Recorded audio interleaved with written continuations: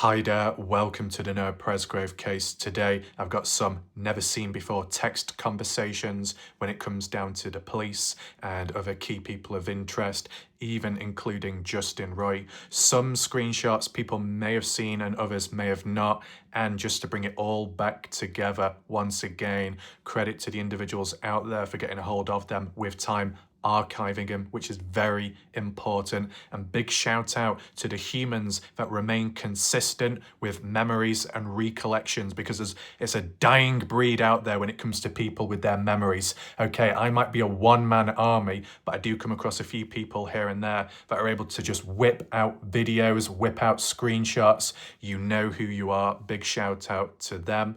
I used to do it with my videos in the past when it came to certain themes and topics, and I'm going to try and keep up with that. So today we're looking at the theme of police, more specifically Zachary Wright, Justin Roy, the conversations in the background, some of which may shock you and other parts may make you facepalm. It is in linkage with what's been done in recent time when we're looking at Zachary Wright and the claims or rumours of him stepping down when supposedly he never has done. What was the whole point of that? Maybe if people we're a bit misunderstood, because that tends to happen quite a lot, that, just need to take a step back and rethink and see where things are. That's why I try to be careful with the titling of the video and so on. But despite that loose situation, it's indirectly led to something more concrete and based on evidence in terms of the theme of Zachary in awkward situations, even being attacked in some way, the police being attacked. That does not sound good whatsoever. What the hell's going on? And take in mind, this is more so in the past, but it needs to be brought to attention and at least on my channel archived, because you never know how long things will last. Too often they just disappear and disperse. Not here. Grip on. 300 plus videos still here. And what I do want to say is, shout out to Carl for his support in recent time. Much appreciated, and as well comments. And a big shout out to another individual too in the background just recently, a kitty cat individual. You know exactly who you are. When it comes to the support on the channel and more so in the background, it's always unexpected, but when it does happen, you don't know the boost it has when I see it. Okay, so just a little heads up there. If anyone is interested in my recent videos that I have done, be sure to follow the I symbol top right corner screen right up there with the full playlist of the case and loose videos in recent time. If you do want to support the channel, there is a pinned message down below in the comment section with a PayPal link to me and channel membership.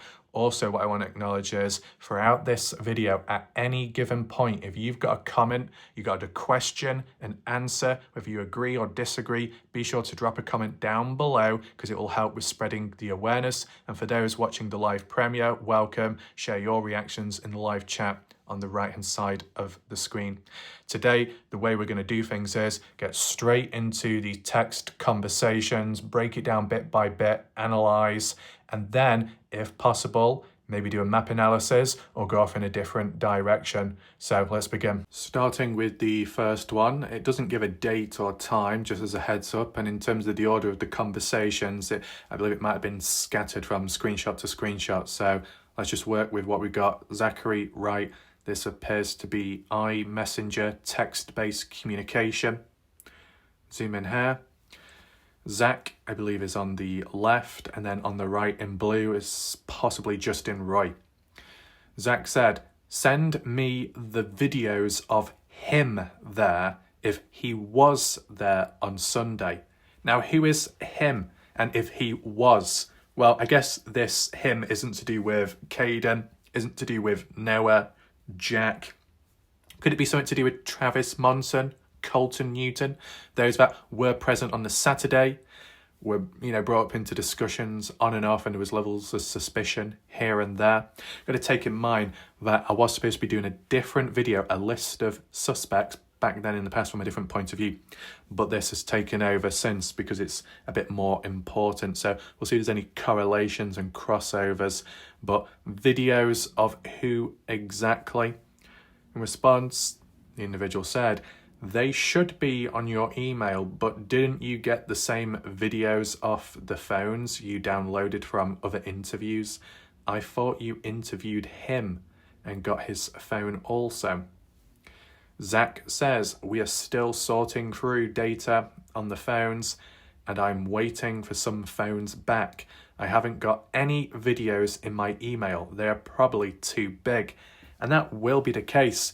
When it comes to transferring and sending videos, it's a complete nightmare. From Discord, you got to pay lots of money, like £100 or so, just to be able to get a bit more storage, which probably still isn't good enough, to email messengers where you can only send up to so many megabytes, gigabytes, non-existent, not even possible, to Instagram where you can send smaller files but it's still not good enough. There might be some exceptions out there, and some message services which don't even provide really anything to be able to send photos or videos. You got Dropbox, okay, but we've seen how that's gone with the Caden Pressey interviews. Google Drive as well, that can work. And about OneDrive, can't be bothered with the cloud-based stuff. But in terms of sorting through data, take in mind this is in the past, right? This isn't like currently what's going on, just so there's no confusion. As for the phones that are being sorted through data-wise and others that are pending being returned back, I wonder who those phones are. Is it the 5 phones which were handed in at the very start? Does it mention, or could it any small possibility, anything to do with Caden Pressey, even though Caden himself said his phone was never taken by police, but Alicia said they were? Well, it was. And then Zach says, I don't think you understand how much we have to sift through. If you have something relevant, give it to me. If not, quit asking me questions about the investigation. And again, let me do what I do, please. So this does seem like Justin Roy and Zach is telling what he really thinks. So that's kind of eye-opening there. Quit asking me questions about the investigation. Justin trying to learn, I guess, at the time what's really going on. No harm in asking questions, but I guess when it's to do with the police, when they're trying to get on with stuff and you're slowing them down, that doesn't do much good. Let's move on to the next slide. What do we have here? Some familiar name. Noah Presgrove rode with Gage Jesson to the party, as in Sunday. So I'm not sure why Caleb said they went to Love's. Sorry, what? That's weird to me. And just this whole post seems off. What post then? Also, several kids are trying to change their stories, saying they were there Saturday, not Sunday, trying to get away from being anywhere near to Noah's death. Do you think someone is telling them to say that? Travis Monsen claims he wasn't there, but there's videos of him there on Sunday. Right, on Sunday, as in possibly linking to what's mentioned here where it says, Zach, send me videos of him. Send me videos of Travis Monsen claiming or the suggesting of being present Sunday. Okay, so maybe some of the screenshots are out of order, but not much you can do about that. It's just, it is what it is, how they were, handled at the time. Okay, so in terms of, there was like a certain spell time where when it came to Travis Monsen, when it came to Colton Newton, there was those claims that they were present there Sunday.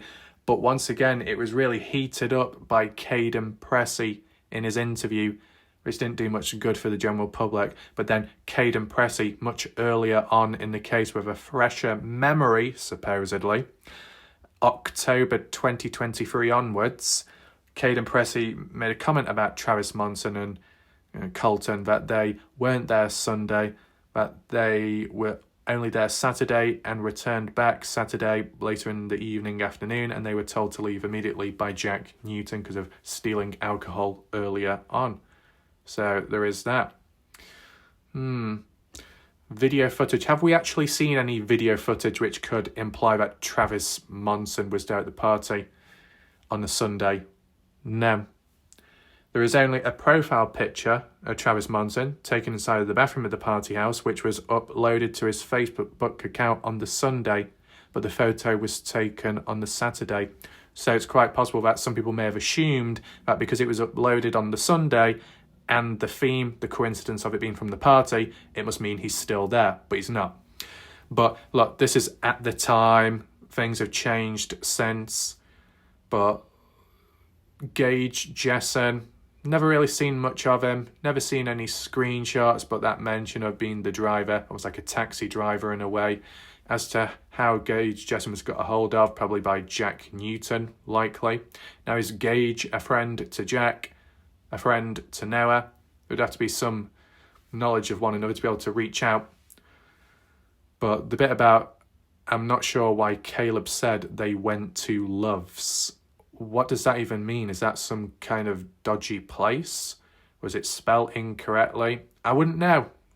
I'm not from the US or familiar with places. It could be something completely out of context. Now, if it's got anything to do with Sunday, as in after breakfast, but before Noah had gone back home, I did hear that mention. I think it was by Caden that said when he was dropped off, the rest of the party guys, including Noah, went back out with Caleb to somewhere in town. I don't know if that's got any reference here.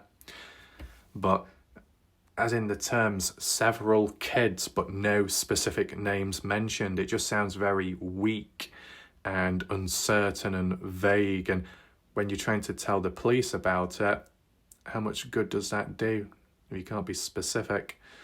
Trying to change stories, saying they were there Saturday, not Sunday. Now, okay, the bit about trying not to be too close near to Noah's death, but at the end of the day, Noah Presgrove had died on the Monday after 3:30. So if partygoers were there Sunday, and if they didn't return back Monday, that if they had left at some point Sunday, like how I think Justin Roy has suggested that some of his or his family members, nephews, were there, and they had either left by 1 or just before 2 in the morning of Monday, and maybe it was Ace, I believe it was Ace Franco's mom that said about it was actually Sunday night, late Sunday night, when Ace Franco had left, Justin Roy's nephew, I believe. So if they all left at the same time or they left a bit earlier, it is what it is.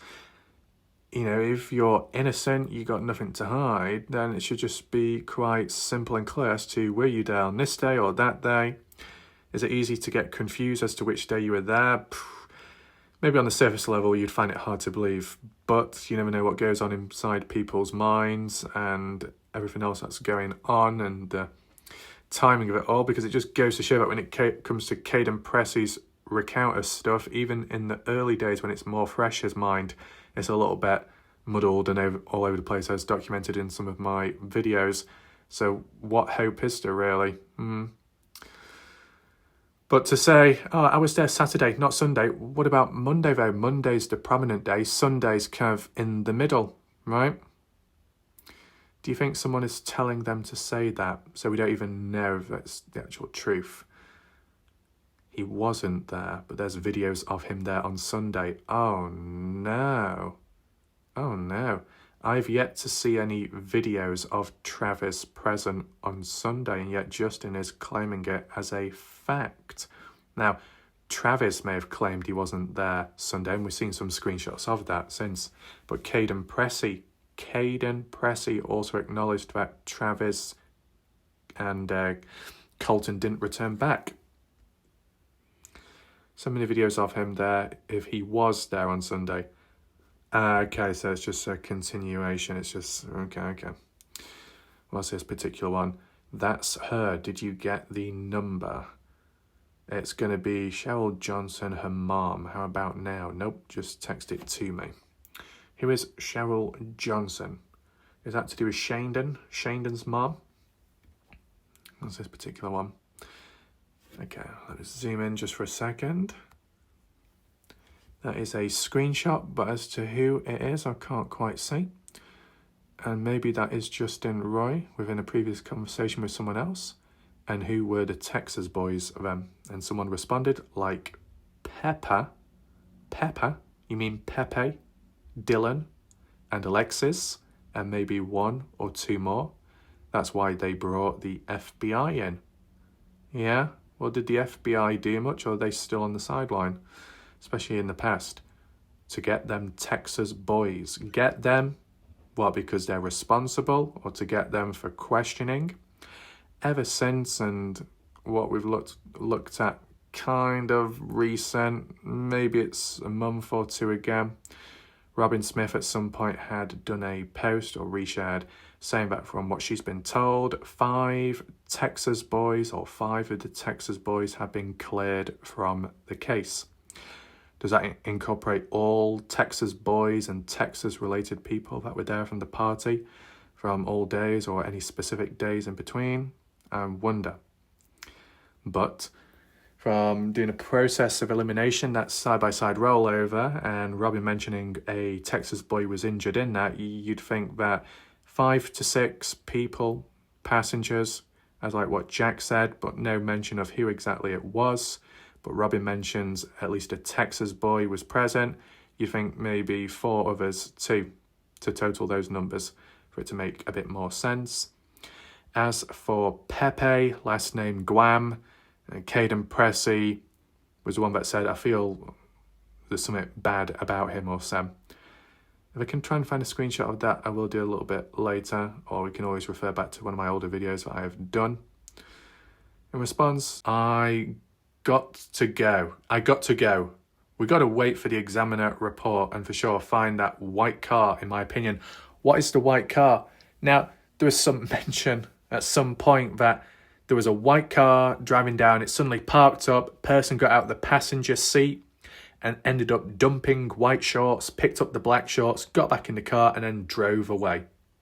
But then there's other claims that a white car came on down, kind of parked up, people stayed in the vehicle and then later drove off or was told to leave. There's some very weird things, and to be honest, all that sounds very piss poor and weak. Not enough substance, not enough stability or foundations behind it to really mean anything. And from what's been suggested back then till this day, not much has come out about it. Maybe it was just a rumour, maybe it's gone away. But once again, it's one of those things where not really heard much about it since, not really seen anything debunked about it or reinforced. Maybe it's just faded like other stuff, and then I bring it up and then acts as a catalyst and see where it goes from there. But if anyone's watching right now, you know any context about this, any additional information, you're welcome to leave a comment down below. It's be appreciated. Find the Texas boys. Yeah, there was such a great focus on Texas boys, but why exactly? Because there was enough to suggest that they're responsible, or just the fact that maybe at a certain point in time they weren't exactly traceable? But did they cooperate with the police at least? Anyway, this individual says, but they already pulled their phones and everything. Yes, they have. The Texas boys. Right. Justin says, Pepe from Texas is definitely involved too. Have you found him? From St. Joe Ho or Nakona?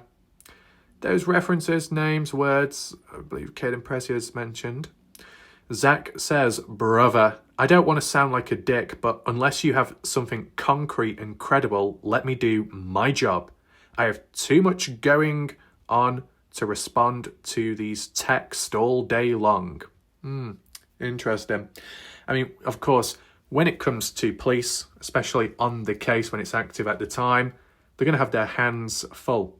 They can't be just texting all day long. But, you know, if there are exceptions where someone has something important and valuable to say, it could be listened to. But from what we've heard with Justin Roy, and more so Anthony Linares constantly being contacted over and over and over again, more times than what, the victim's family? Interesting. I know some people could put the argument across and say, well, Justin's persistence and pushiness and constant communication shows that he clearly cares. But sometimes, when you care a bit too much, and no, this has been realistic, right? Noah Presgrove case, an individual, or unrelated to a case, when you care too much, you end up possibly causing more damage than good. You think you're doing good, but you're actually making the situation worse. And that's why sometimes you need to take a step back, cool off, and rethink things. Am I directly issuing that to Justin Roy? No, I'm actually talking in general there.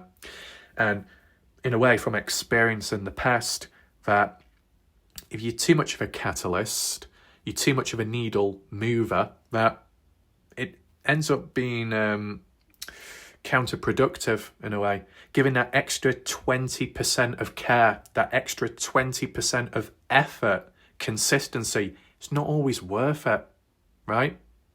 And sometimes the other party, the other end, doesn't appreciate it either.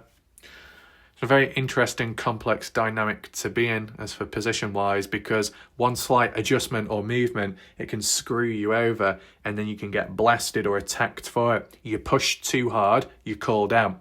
You don't do much, you're called out. You got to try and fine-tune it in between. It's like once you start, you can't stop, and if you stop, you're damned for.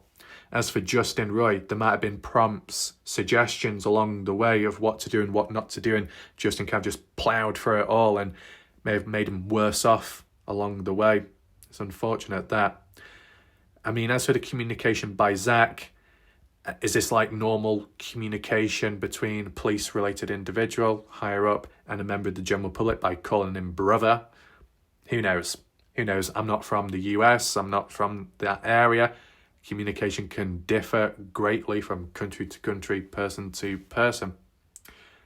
But Justin says, copy, did you interview Shane Johnson? She knows everything and is ready to talk. So depending in what order this goes about, you got Zach saying, I need to get on with my job. Let me do it. I have too much going on. And then what was the other mention? Whereabout was it? I don't think you understand how much we have to go through. If you have something relevant, give it to me. So if you have information, Justin, give it to me. If you don't, stop asking me questions. Now, depending what order the screenshots are in. And then Justin says, well, did you interview Shane Johnson? It's like, well, did you not just hear what Zachary Wright said? I said, I don't know if this one came before or after the other one what I just read out. There'd be context for that. But, you know, all Zachary has to do is just stop replying, and I guess that's may have happened at some point. Shane Johnson was present there Saturday and only Saturday, and from Sunday to Monday. Footage, what we're seeing, photos. Did we see any more Shane Johnson there? No. Shane is the blonde girl that slapped Noah Presgrove across the face Saturday night, which caused Noah's sunglasses to fall off, which could have been the reason as to how he lost them. Okay? To say that she knows everything sounds very bold how Justin words it. Shane knows everything. About what? Noah's death, who's responsible, what happened on Saturday, who was there on Saturday. How could how could anyone know everything if they were only there on one of the days, one of the 4 days of the party? And especially days before Noah's death, how would you know? Weird. Let's move on. There we go. That is Travis Monsen. Now, I wonder if that's the one that Justin has pushed across, as in, well, you look at the date, that's on the 3rd, that's Sunday, and he's in the bathroom, so that must mean he was there at the party on Sunday. Proof. Done. No. There's a difference between recording and documenting, taking a photo, recording a video on one day, at a certain time, a certain year, and then a different time where you upload it onto YouTube, upload it onto Facebook. It's like different timestamps, if that makes sense, different dates. You can record it 5 years ago, but you upload it tomorrow. What date, what year is it going to give? The date, year, time when you uploaded it, not when you recorded it.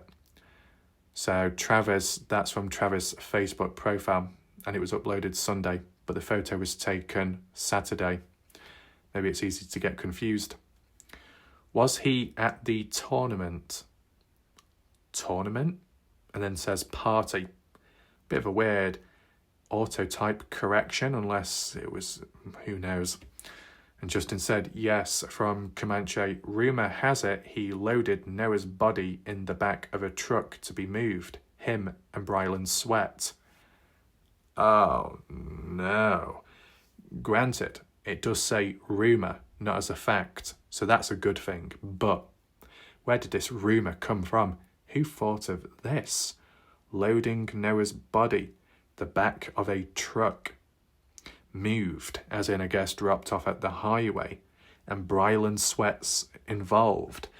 And yet, we've heard since in the community that Noah Presgrove asked Brylan Sweat at the party, do you have my back? Well, based on this rumour, Brylan technically did, but not when Noah was alive, from the looks of it. But this is just a rumour. Zach says, I don't think Brylan Sweat did. What? Did move? And then Justin says, was he asleep all night with Jack too? Now, take in consideration, if this is before Justin was reaching out to Caden Pressey, before the interview of Caden's, I understand, right? This is old stuff. People aren't going to know the same as what they do now. So I've got to be lenient there. From what Caden Pressey had said in his Parting True Crime interview, he went to sleep at 2 a.m. And as for Brylan, Mikey and Isaac, they were like resting. Now there's a difference between resting and sleeping. Between Brylan and Mikey, they switched places at some point. From when Caden was woken up at 2:42, Mikey was on the ground, on the floor, near to the chairs, and Brylan was on one of the chairs, furniture, okay? But then the next time Caden was woken up, which he claimed was 5:15, or maybe it's later, who knows, that Mikey had switched places with Brylan, and Brylan was now on the floor. In between 2:42 and 5:15, or onwards, they switched places. More than likely, Brylan got up to go somewhere, do something in between, and Mikey may have done so too, or decided, well, this is a good opportunity to steal Brylan's spot because I'm sick of sleeping, resting on the floor area. Got to take in mind that whilst at 2:42, Caden had seen Mikey resting or sleeping on the floor, and Caden just thought that's all it was. Well, 32 minutes in to when Caden had gone to sleep, and about 11 minutes before he had been woken up at 2:42, that Pepe Guam and Mikey Les supposedly were outside the patio area. So, it goes to show, you can't listen to some witnesses or people from the party because only they will know limited stuff themselves. And to fill in the blanks in the other areas, they just assume, right? Too much assuming. That yes, Caden was there at the party and Caden did see people around him resting or sleeping, but as soon as you close your eyes and you go to sleep or you pass out, you don't know what's going on whilst you're asleep. You don't know if other people are still asleep themselves. If there's, in some ways, if there's no communication, how are you supposed to know? Like, let's just give a scenario, okay? If you had Caden Pressey, no, we don't need to use Caden because we're using a general example. If you went to sleep and another people did around you and there was some agreement or maybe there was a reflection afterwards where something was too late and then you were called out on it. Oh, why did you not do this and why did you not do that? And then it's like, well, why the fuck did you not wake me up to let me know what's going on or what's up? Or before you decide to piss off, before you decide to get busy, before you decide to jump out the window because the house is on fire, why not give a bit of a heads up? This is what I mean. When there's a lack of verbal communication or physical communication, how are you expected to know what to do when you don't know you don't know? This is what I don't get with humans. They can't get drilled into their minds. And I've seen it time and time again, just like I said recently, when like Justin Roy and some other people expect me to know this and that, when I've not been told about it in the first place, when it's not been shown in the first place, when some of the stuff has not been even shown publicly. What is going on with the human race? I swear I'm living in a fucked up reality in all kinds of areas. Jesus!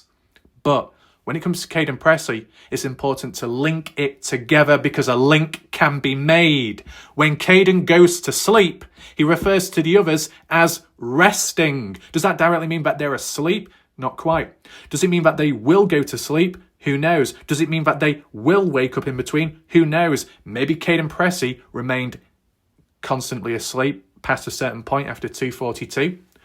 But maybe as for the others, they didn't, because at least at 5:27, Mikey Lair was in the bed of one of the girls, Logan Jernigan and Jasmine Millen, which have highlighted that Mikey was still awake, his eyes were open, etc. And 5:30 in the morning, or just a bit before that Jack, woken up around that time by Jasmine because of the news of Noah can't be found, gone missing or so, and came across Mikey Lair, and it was worded by Jack, I believe, as he never went to sleep, and yet Caden Pressey interpreted it as he may have done or he could have done, but if you're just resting, doesn't directly mean you're asleep. And to be honest, Mikey on the ground, on the floor, doing what? Looking up at the ceiling, eyes open, maybe, and then eventually getting up to mess about, pass time. Because sometimes it might be the sleeping conditions, and other times it might be the adrenaline. If you're at a party, you're a bit excited, or you still want to mess, play, whatever, alcohol related, who knows? It could all impact your sleep. Some people are heavy sleepers, other people pass out. Some people may fall off sleep because of alcohol, and others may just be party animals staying up all the time and just resting here and there, which Caden thinks that they were asleep when they're not. The only time when it does speak volume, at least when they could have been properly asleep, is based on Caden's account, which, okay, he said 5:15, we don't know for sure anymore, but Caden said when Jack burst through the door and it was banging open, it startled and woke Caden Pressey up. And Jack announced the news and then ran off. Then Caden said he had to wake up the other guys, Brylan, Mikey and Isaac. So they were resting earlier on, and then eventually they supposedly dropped off into a heavy sleep. It's interesting that Brylan, Mikey and Isaac, and then there's Caden. 3 out of the 4 guys that were asleep at a point, only 1 was woken up by the bang of the door. So were the other 3 just very heavy sleepers or something? I just find that weird. You'd think if Caden was woken up by that loud bang of the door, then so would the other guys as well. I could be wrong, but it's just my interpretation of it. But this mention of, I think we could possibly do a map analysis just for the visual aspect to understand it a bit deeper and with the counterpoints. Okay, Zach, what does Zach say here? You, Justin, trying to scare him a little with the medical examiner report. Who told you it's coming tomorrow? Lol. See, this communication does sound rather casual to Flair, but that just might be how it comes about. It's not really like that in the UK, but, different countries.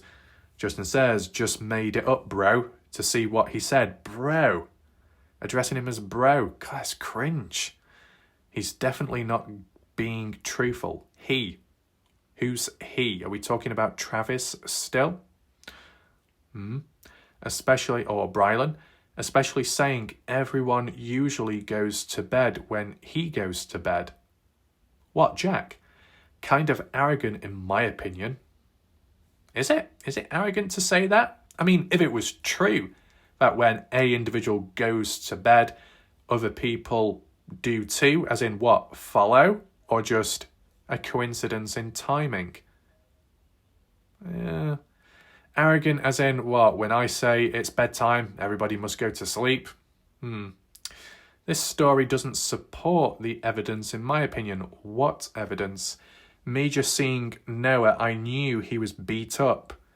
What do you think when you saw him? I knew he was beat up. Wait, hold on. Me seeing Noah. Wait, is this... I've got to be careful here. I'm guessing this is Justin Roy. Me seeing Noah. What? So did Justin Roy see Noah's body and knew that it was beat up? But then in that conversation with Jack Newton on Messenger, and Justin said, I know what a beaten up face looks like. Or did Jack say, I know what it looks like, and it wasn't that? Something along the lines of it. A similar communication, what I'm seeing. What do you think when you saw him? He totally didn't answer about his head being smashed in the back. He didn't answer about his head being smashed in the back. Whose head? Noah Presgrove's head being smashed in the back, hence the injuries? Well, no wonder why Noah wouldn't be able to answer back like you say, because of his head being smashed in. He's bloody dead. What is going on with this language? Oh my God. It's getting ridiculous now. It's happening too often in life. I'm seeing such shit communication, such shit language. Why is it just... Well, you know, granted, respect to other people watching, of course, right? But just speaking in the heat of the moment, why does it just feel like, in general, I'm the one always trying to explain myself, trying to make it clear, and yet I'm still demonized for it. And then you get this crap, right? And on top of other stuff, when someone says, you're a dog, but they actually mean to say, you're a gorilla. 2 different words, 2 different meanings. What the fuck are you on about? Oh my goodness. Where's Andrea? Andrea, type in capital letters, oh no. We need an endless supply of that at this point in time. I'm just thinking and interpreting because, you know, as you know, Warlike, Catalyst, The Ghost, Ref has to do most of the work, has to do it on behalf of other people because they're so fucking incompetent that they can't do it themselves. But I have to interpret the language and wording. I have to be the lenient one. So I'm thinking that maybe this is to do with Jack Newton and maybe linking on previous to conversations where it was between Jack and Justin about the highway. What did you see? What did the body look like? Did it look like a beat up, a beat down? Were the injuries consistent with that? And I think Jack was saying no. And then either Jack or Justin said, well, I know what a beat down or a beaten up face looks like. But then how it's worded here, this individual, which supposedly is Justin, is saying that me just seeing Noah, I knew he was beat up. You saw Noah. You saw Noah's body. That's how it's interpreted here. And I'm sure other people could say, or the one that wrote up saying, no, I didn't mean that. No, you're misinterpreting it. You're twisting it. Don't you even dare try to play that card. We've seen enough humans do that already. When you word it the way you do, that's exactly how it comes across. If you meant it in a different way, then word it that way. It's not that bloody difficult, right? There is autocorrect. There's voice to text speech. There's tools. There's many tools out there. And humans can't be bothered to use them. Oh my God. Sometimes typing can be a bit easier than voice communication, verbal and face-to-face, because, you know, you got the time to type, you got the time to express yourself, the time to just fill it out and then delete it and then re-add and then change and edit and customize and create a draft. And you've got all the time in the world. You're not rushed, but when it's a face-to-face conversation on the spot, you might miss, you might slip up, you might forget things and think, oh, I should have said this afterwards, I should have said that. But this communication, oh my God, I might as well have a fucking aneurysm right now, a brain aneurysm, finish me off from this world. Jesus. What do you think when you saw him?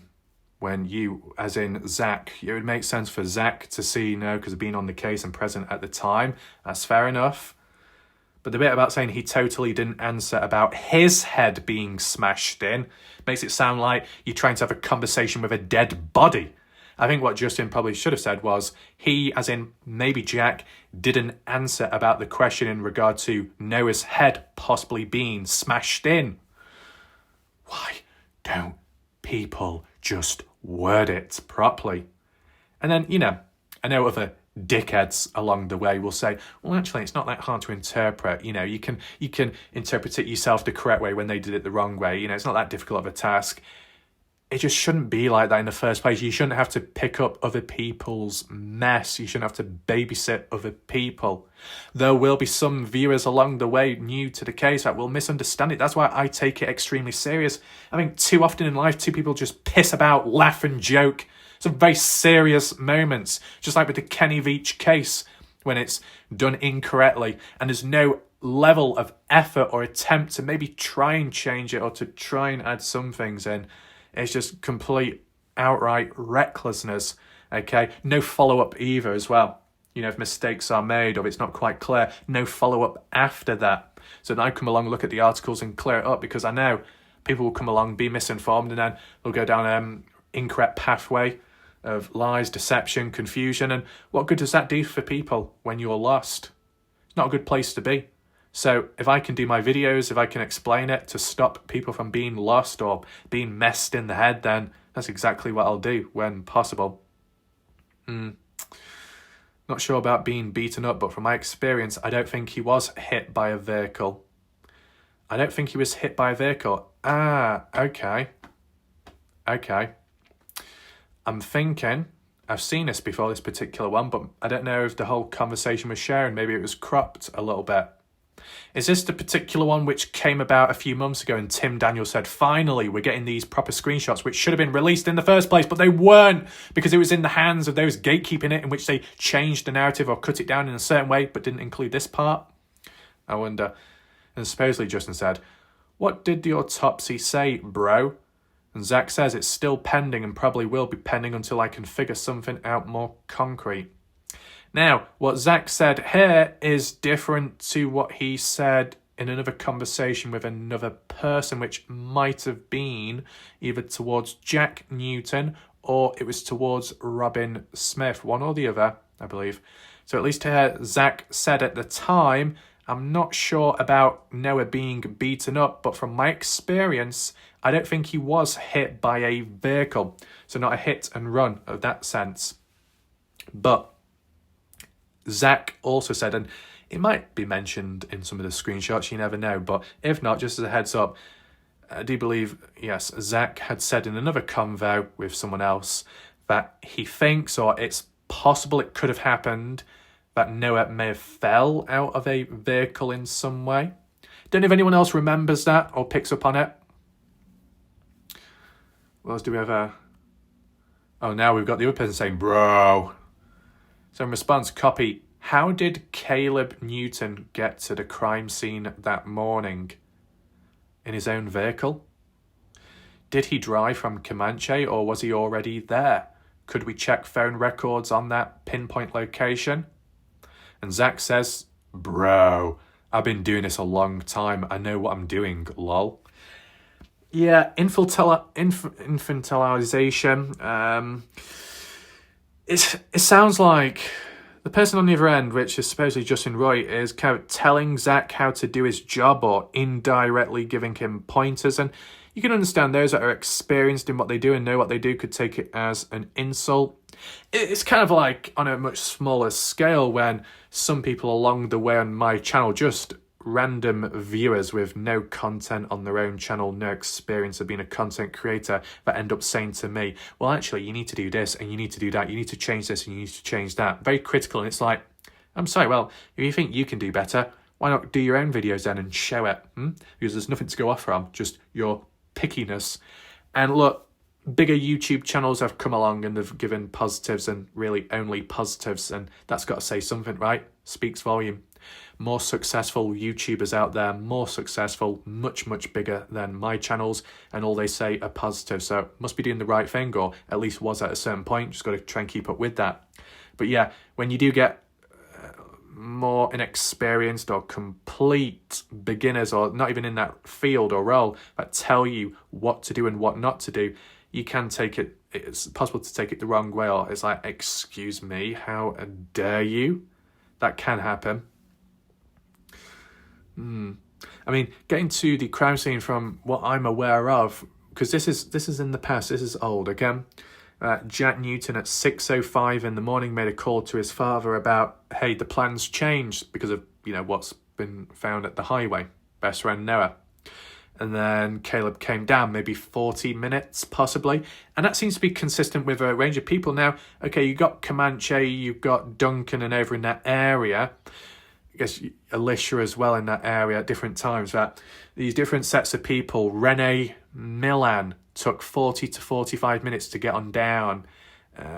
Alicia took about 45 minutes to get on down. Supposedly Caleb as well. Patterns all similar in time because they're living all in the same area or close to. I might be wrong about that, but just in terms of the timing and the distance, you could think that. Now, earlier though at 5:53, which isn't that earlier, but it's when Jack was still at the party house supposedly from that timeline, and texted his father about can we relocate and meet elsewhere at Warwick boating ramp, the lake, instead of wherever it was supposed to be before that, maybe at one's house and so on. Now, I don't know if Caleb had gotten to Warwick or not. If he had gotten to Warwick, well, Warwick is closer to the party house than the likes of Comanche and Duncan, I believe. You got Warwick, and then possibly Ryan, and then onwards going south towards the party house to Terrell. So that could differ in time and location. But to be honest, 5:53 to 6:05 in the morning, I don't think Caleb would have had much time to get from one place to another. That's just my interpretation. So he may have just been getting ready to then be informed by Jack's son of what's breaking news has come out. And so these phone records, I mean, they're all collected by police when you think of that subpoena, right, by the family of Noah in recent time. I wonder what they'll get from it. Zach said, trust me, if you have anything solid, let me know. But the details, this isn't my first rodeo. And then Justin said, copy, didn't mean to insult you. I just know you are extremely busy. Oh no, well if you know they're extremely busy and yet you're still communicating, don't you think it's a bit counterproductive, or you're going against it? Anyway, let's just at least read the rest. Despite being extremely busy with all kinds of stuff and other cases, I'm just helping with stuff that may have been missed. Personally, I think we all know what happened. Just trying to prove it is obviously the hard part. And with Caleb and Rene following up with everyone to make sure they don't talk. Do we have evidence and proof of that? Caleb and Rene specifically make sure everyone following up and not talking? That's weird. And, the bit where it says, I think we all know what really happened. It's, once again, recklessness, just assuming and grouping everyone together in the same boat that we all think the same, but it's not always the case, is it? Let me on to the next one. What do we have here? Call me when you get a chance, please. And Zach says, what up? I'm so busy, man. What do you have? This isn't my only case. And in response, Caleb Newton just messaged me. Did you want to read any of it? Maybe compare it to his interview? It is mentioned there, but I don't know if we'll actually see it or not because limited screenshots, which is unfortunate. Everything we can to find the truth of what happened. I would love to talk with you, says Caleb to Justin, supposedly at some point in the past. What do we have here? Okay. This is one that I was talking about vaguely. So it goes to show that my memory, even when there's a lot to remember, I still manage, which is good, under control. Zach to Justin. Justin says, do you think murder or accident? Either way, there was a cover-up that happened in both scenarios. Now, I've done my analysis in recent time, acknowledging that it is possible for a cover-up to be involved either in murder or an accident. Accident, not as likely, but for whatever reason, people may panic and feel they're responsible or feel they could still get in trouble. So what can they do? Try and protect themselves at the cost of actually incriminating themselves, making themselves worse off. As for straight up murder, well, it would make sense as for foul play, even though it's not a good thing. If you're going to kill someone and you dispose of them or move them on or stage it in some way, it makes sense to at least to try and protect yourself or bide yourself some time, right? But what did Zachary have to say? You're really doing nothing but making this harder. If there was a cover-up between those partygoers, they're doing a good job. There is no cover-up by law enforcement or anyone being paid off. Frankly, you saying I'm friends with people down there, as in the area, locals, and that I'm being paid off is disrespectful. You say we need new eyes on the case all over social media, but what you don't know is several agencies and eyes are working around the clock on this case. I have several other ones that require my attention as well. If you don't know something, maybe it's best to just not say anything at all instead of spread misinformation. Have a good day. The fact that you got a member of the police force, Zachary Wright, member of authority, calling Justin Roy out on misinformation, that does speak volume. If at times Justin Roy has called out other people on misinformation and twisting things and this and that, and then it's been said against him, it does speak volume. Now, this particular point as part of a conversation, June 22nd, which I'm guessing 2024. It's interesting that June 22nd, June, July. So it was in June when Caden Pressey had his private police interview, but it wasn't released then. It was leaked months later. And then in July, the first public interview with Caden Pressey in Parts and True Crime. So it just goes to show that in the earlier days when people didn't know as much. But what's this all about? Jennifer Jones. Justin says, this is the lady that posted the pictures of your family, as in Zachary Wright's family. It's been deleted and she banned herself. Banned herself? Who does that? Bit odd. Right, okay. She's kind of crazy and maybe a fake account. So what they're doing on the page then? And oh God, we're back to the trend of fake accounts left, right and centre. May possibly be Stevie Howard. Wait, so this is all to do with Zachary Wright. And Stevie Howard could be behind a fake account, also behind attacking Zachary Wright and his family. When Zachary Wright has said that you people, let's just double check. And I'm frankly, you, as in you, Justin, saying that I'm friends with people down there, as in could be interpreted Stevie Howard and others, and being paid off by them because they've got deep pockets, as it's been said in the community, is disrespectful. And Justin is also saying that, well, I think it's probably going to be Stevie Howard doing that. So Zachary says you, Justin, have accused Zach of having connections with people down there, possibly Stevie Howard for an indirect interpretation, and possibly being paid off as well by them. Lots. But you're also saying that Stevie's probably attacking you, Zach. So you're being paid off and you're also being attacked by the same person. That makes a lot of sense. Unless if you wanted to really go deep and push it, as in maybe someone was paid off but they ruled out hit and run and then felt like been double crossed, so then they're getting attacked.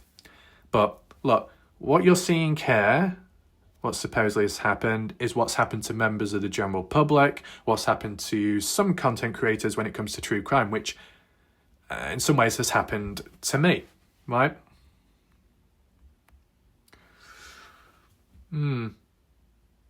Okay. May possibly be Stevie Howard. So, the language is there. It might be, not for definite, but still, it's a bit wild. This is why we went private. Right, okay, so we're getting the context as in when this all happened, because the army page was public in the early days. When I came along, I saw it public, but very shortly afterwards, it went private. So, yeah, did escalate, supposedly. But can't catch them all. Can't catch them all. What's this? Fucking Pokemon. But the majority of fake accounts are coming from the families involved, and it's very ridiculous. So I apologise, bro. majority fake accounts. You know, the fact that people have to use fake accounts is weak, cowardly. Just use your main account or your main name profile, and simple as. It's like when humans try to attack me and claim that I'm using alternative accounts to be commenting and being here and there. What's the point? If I have to say something, if I need to address something, I'm just going to use my main account, my channel, because then people know who it is and who it's from. You know, if you had to set the record straight, you had to spread some important awareness, you start doing it on an alternative account, what good's that going to do? It's going to damage your credibility and it's not really going to get the message across. Clearly people don't think. Zach said, "Thank you, my family has nothing to do with this, so it bothered me." Right. Well, there we go. Crazy. What do we have there? "If you would monitor that page of yours," as in the army page, "my family, Zachary Wright's family, and I would greatly appreciate it. People posting pictures of my family is uncalled for. Actually, all of the way I've been treated is uncalled for. I don't deserve it, and my family definitely doesn't deserve it."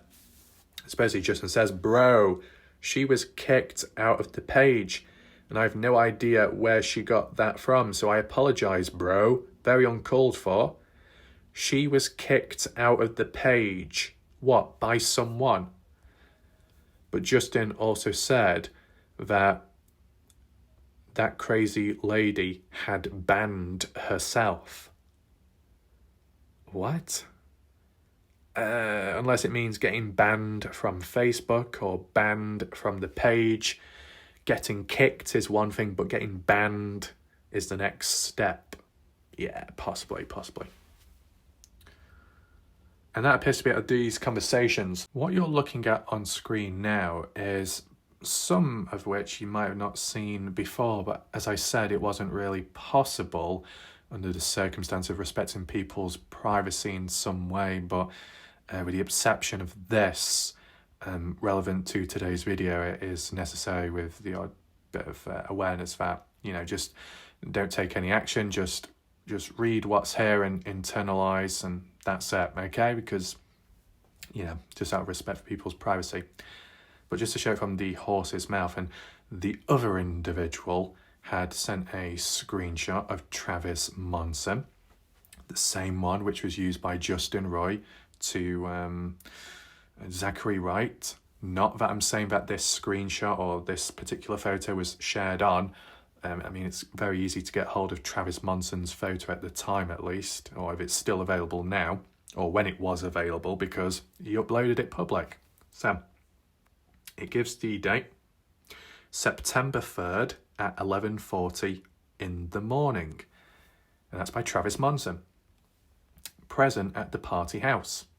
But as I said, there is a difference between the date and time of taking a photo and then the date and time of uploading it. You may have taken a photo, this is just a rough example, you may have taken a photo on September the 2nd at 11:40.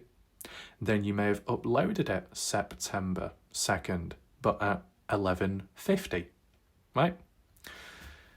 Because it's pretty self-explanatory.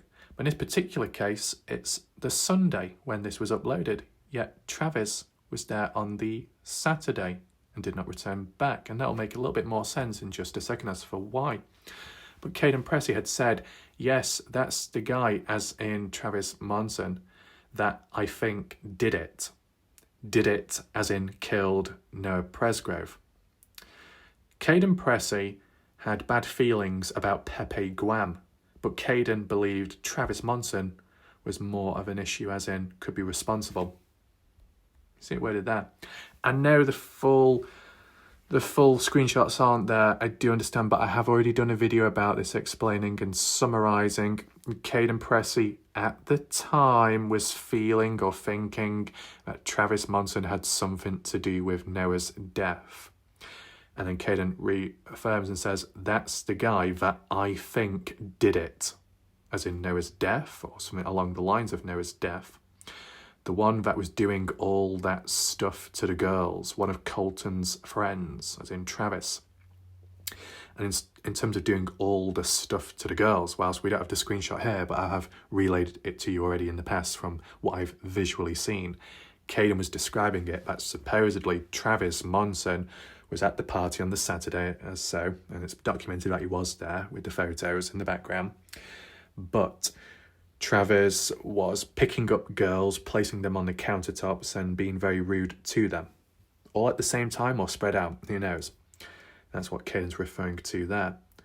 But, you know, Travis wasn't there Sunday or onwards, then how can Travis Monsen be responsible, as in doing it to Noah? Unless returning back on the Monday somehow, or passing by unknown to partygoers that they were, or he was going to return, and took Noah out that way. But what is the motive? What has Noah done for Travis to want to kill Noah, in a sense, or an example? And this particular part is just, I couldn't really fit it all on, Sam. It's just what's down at the bottom, more importantly. But this was to do, and I have relayed it once again in my previous videos, it's not clear enough as to times, dates, but along the lines of where partygoers were at a certain point. Jack Newton and Carter, also known as Jack's girlfriend, left once they were arguing. They, who's they? Jasmine Miller, guess meant Milan, Jasmine Milan never left the party. Stephanie Milan and Stephanie's boyfriend left that night. I don't know what time. When they say that night, does that mean Sunday, or are they still referring to early Monday morning as Sunday? I don't know personally. But yeah, it makes sense. Stephanie Milan and the boyfriend, because, well, at least from Caden's timeline, as wonky as it may be, that at 6:30, but Renee says 7 in the morning or close to, that when arriving at the house, Renee, the mother, Renee Milan, showed up with Stephanie and Stephanie's boyfriend returning back, and then Renee's husband too. So it's interesting that, right? Carter, Jack's girlfriend, never left. Right, so Jack Newton supposedly had an argument with his girlfriend Carter and then left. Left for what? The fishing trip, or in anticipation of that, and then halted in track. If there was an argument between Jack and Carter, the girlfriend, has that got anything to do with Carter originally going on the fishing trip and then no longer? Was there an argument between the two which caused them to not go together? I wonder. Avery never left. Mikey never left. Well, at least what Caden's aware of, because supposedly Mikey had left, and Carter had left at some point. That, was it Sunday? Well, it would have to be a Sunday, because that's when Mikey came on down. Sunday onwards at some point. From what's been talked about in the community since, compared to this, which is old, this is 2023, what's been talked about ever since has been 2025 more so.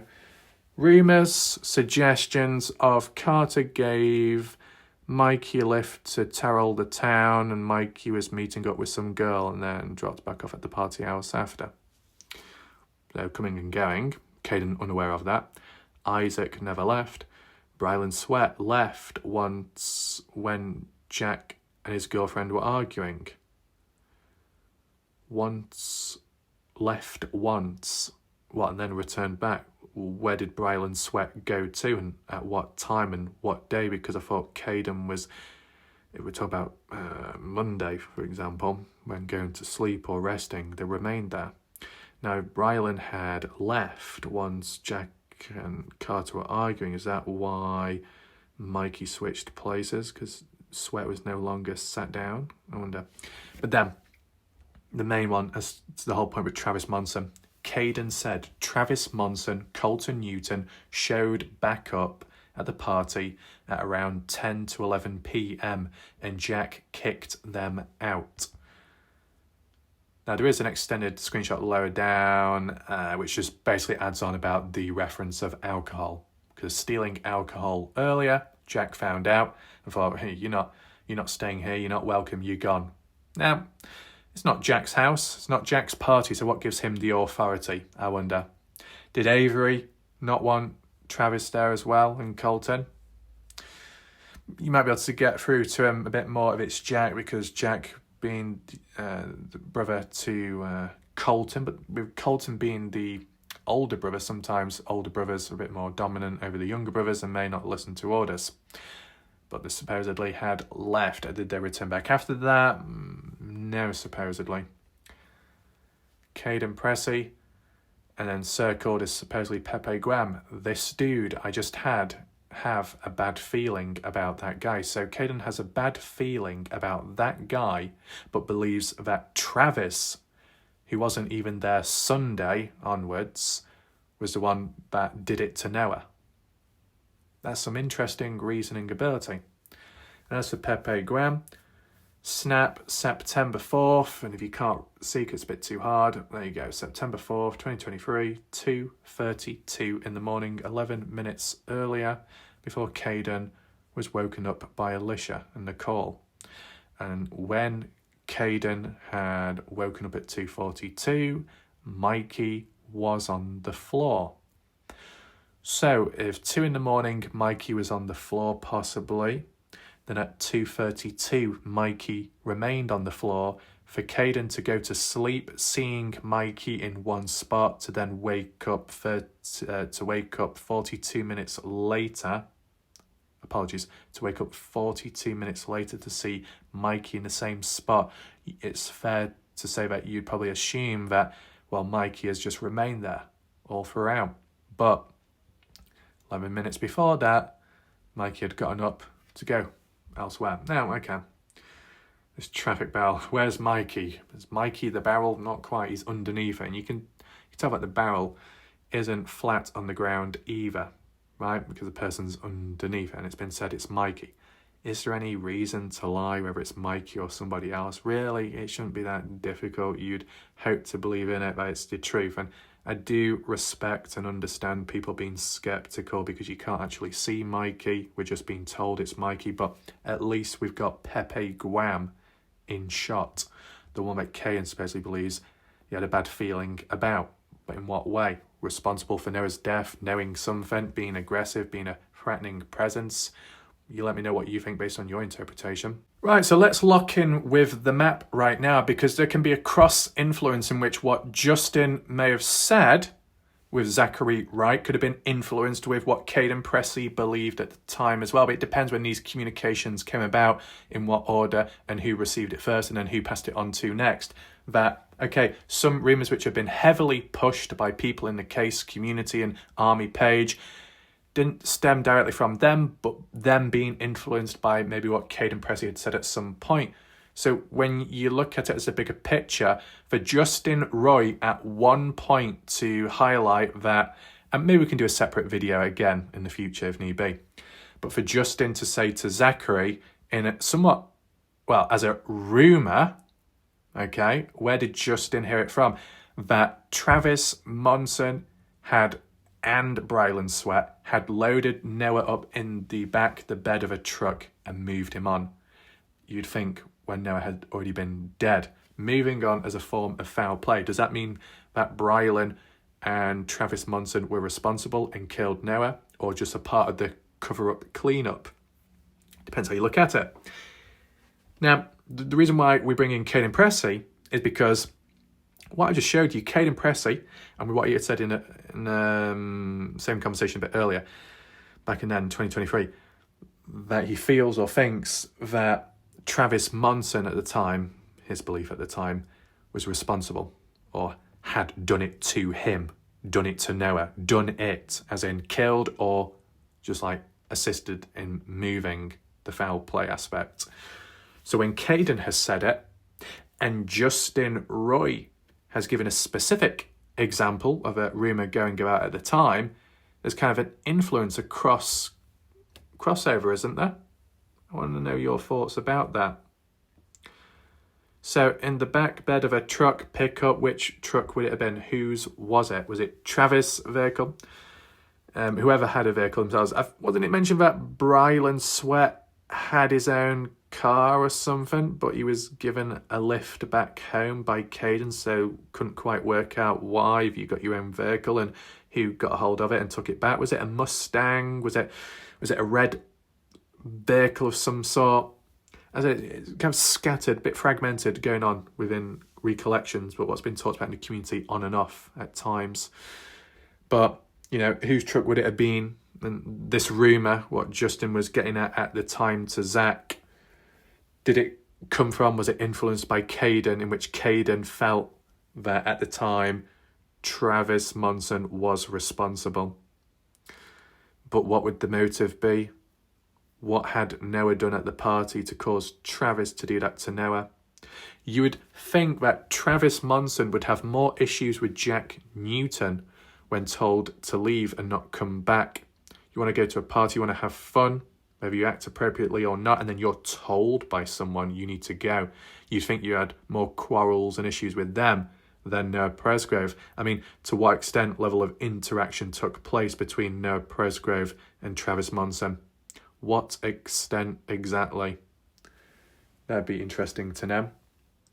As for Colton Newton, which may have addressed in the last video that I did on my map analysis, is that Jack had come face-to-face or messaged, communicated with Colton in some way by saying, don't come back the next day, because Jack either heard or saw it with his own eyes, Colton simply chatting, talking with Jack's girlfriend, Carter, and Jack took it the wrong way. Interesting, very.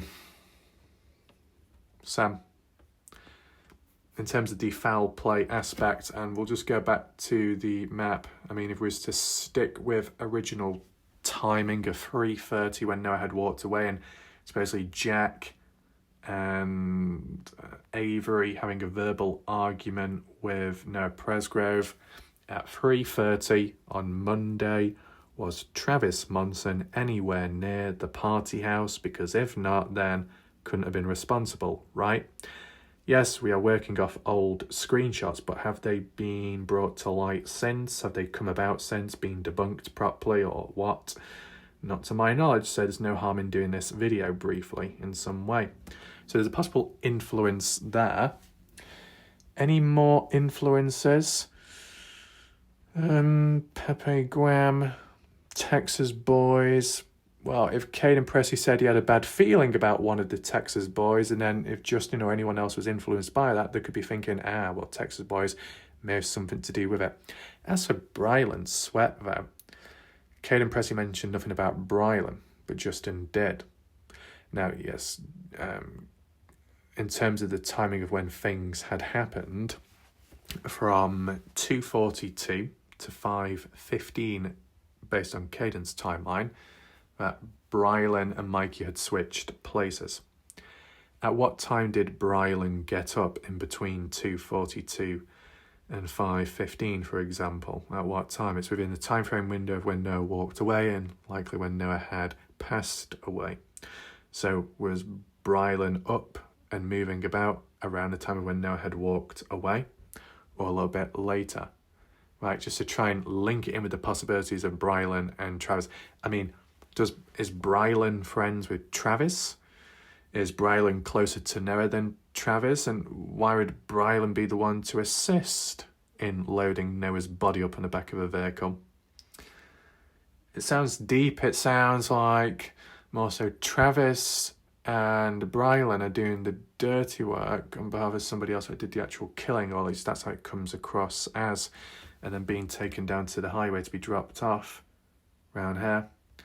It just sounds a bit weird, sounds a bit far-fetched, and yes, granted, it's old stuff from back then, and yes, it was in the background as mentioned, but some of it was revealed public to some extent. It's good to spread the awareness, though, just to see where things were once set and the mindsets. People still believe that there is foul play and being moved on, but do people still believe till this day that Travis and the likes of Brylan are responsible, or have the names changed about since? I wonder. You let me know what you think in the comments. Hopefully you found the video somewhat interesting. If you want to hit the share button and the thumbs up, I appreciate that. Bit of an unusual video today, but let's not lose sight of some of the other things, as in Zachary Wright, as in his family and himself was attacked, as in a member of one of the pages online decided to go after them and use photos in whatever way. What good does that do? What does it lead to? By the same individuals that claim to care and aim for justice for Noah Presgrove. So when people mutter the lines of, there are no sides, just one, and that's for justice for Noah. Really? If people are all about Noah and justice for him, explain to me why there are some individuals here and there that whilst they're pushing it and in the name of it, they're doing other actions which do not help whatsoever and are causing problems for other people and possibly pain and suffering. What good does that do? And of all people, the police. Now, it's not going to be enough to scare like Zachary or police off, of course, but if you want a case to be solved, do you think it's a good idea in slowing them down or attacking them or in some way?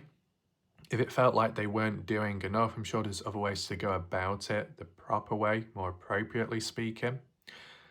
It's a very weird pattern because even like myself, when it comes to the aspect of just spreading awareness and keeping a case alive, you would think with common sense that members of the general public, if they came across someone on a platform giving Noah a voice and trying to keep things alive and documented and archived and trying to solve things along the way and provide a space for people to hang out, share thoughts, and even just hang out in general, to pass time, to, even if it's just a distraction, many different ways it can be interpreted. You'd think the general public would be like, okay, whether we agree or disagree with that said individual, at least someone is doing something and is able to try and keep it alive, or at least making an effort to do so. And yet, there have been a few times where some individuals, members of the general public, creator or not, have gone out of their way to use photos of me without my consent and use deep fake technology in somewhat of an insulting way and breaking YouTube guidelines. And then on top of that, threats of being sued, threats of sexual deviant activity in regard to people that I know of, as well as false claims being made and claims by other people as well, in regard to the aims behind it, being paid off, attacking Caden Pressey without much context and so on. Very weird behaviour that if the right people are about, regardless of what tier level within the case, if it helps the case within a way, whether you agree with it or not, why do you think it's a smart idea to be pushing it away? To be fair, and you probably could apply it because who else, how many people are really covering this case daily, right? On and off, some people have covered the case. In the earlier days, there might have been a few more people kind of active. But you ask me, when it comes to others that may be on a case, if they were pushed, attacked, threatened, or something like that, do you think they would honestly stay around for that level of treatment? They would probably move on at some point to protect themselves or protect people around them, depending on the situation. But they would move on to a different case, possibly. That doesn't apply to everyone, of course, but it can. And yet, what I've come across, what I've faced, and it's not just this case, it's previous cases and so on, and ongoing in the Kenny Veach case, some very serious, wild claims being made towards me. I'm constantly being attacked in the background. I'm constantly being insulted. And whilst, yes, in life elsewhere in the past, other bad things happening, it comes to that point where it's like, am I deserving of being treated this way? Am I deserving of being treated in terms of all the bad things that have happened to me over time? Have I done something wrong in a previous life to be deserving of all this? It does make me wonder at times. It's a very weird situation. And yet, despite all the craziness, still covering the case, still doing videos when possible.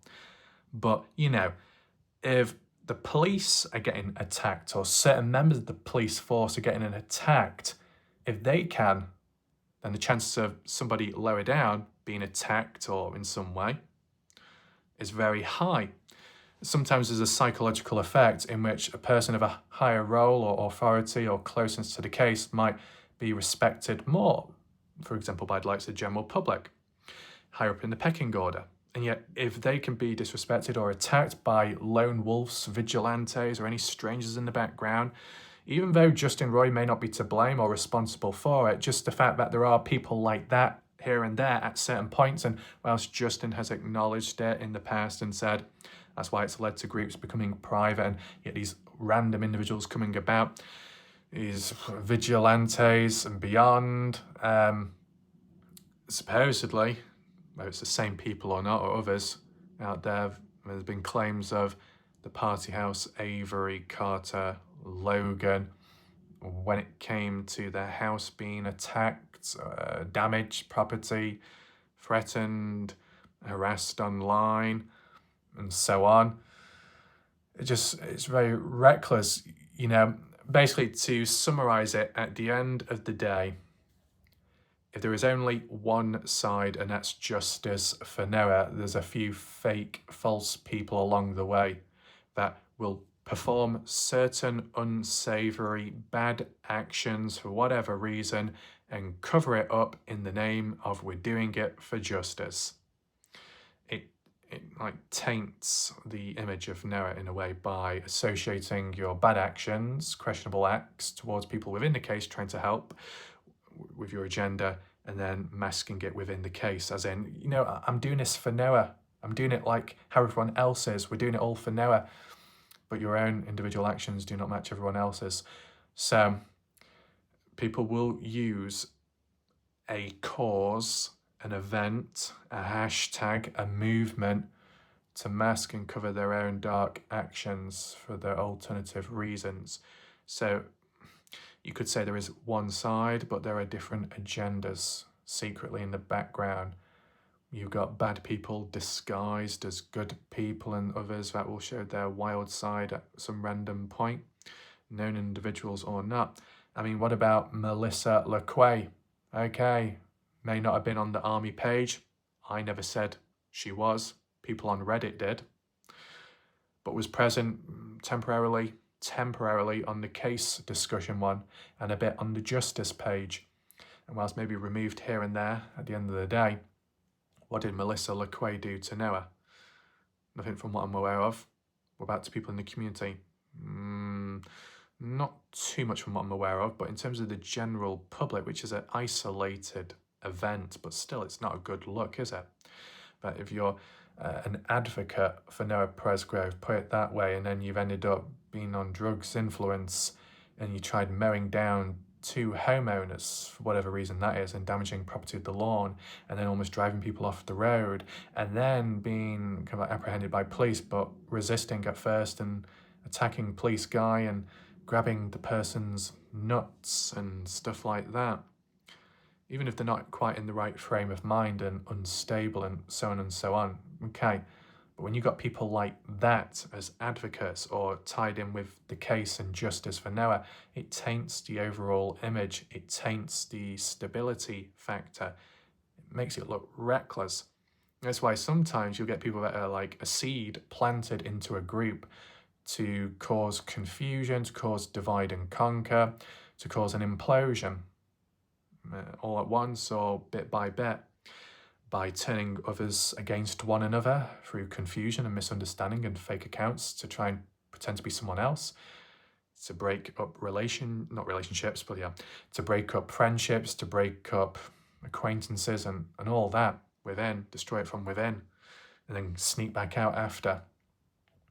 So many different sneaky ways, all this sneaky behaviour, and people who may be a bit wild or crazy and in the case, for Noah, but then they've got their own alternative reasons behind what they do and why they attack people, from police in the case to content creators, whilst also claiming that they want justice for Noah.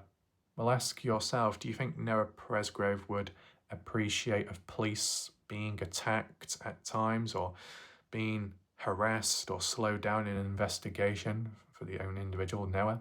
Do you think Noah Presgrove would appreciate if content creators being attacked and dismissed and almost being pushed away from keeping his own name alive? I think common sense is long gone by now. Anyway, this is just keeping up with what's coming about in recent time, archiving what's been in the past and the wild situations which have come out with the theories as well. So with that being in mind, join me next time when I look at the next thing, which I believe is the suspect list at a point in time previously.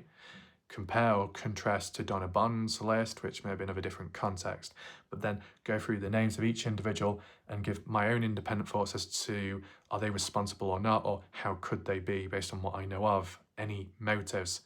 There has to be some kind of motive or some kind of reasoning, especially if you know the individual. Okay, the alcohol factor you could throw in and say that turns the tables in some ways. People that are normally not aggressive when under the influence of alcohol may become aggressive. People that normally are patient or understanding when under the influence of alcohol may see things differently and turn to rage all of a sudden. So there's some enabling factors, but we'll get to that another time. I just appreciate your patience when listening in and putting up with all that language and wording and mess, which I have to try and rearrange myself. With all the distractions going on left, right and centre, jump cuts here and there, what is happening? Who knows? But I'll see you next time. My name's White Raph. Goodbye, good night for now.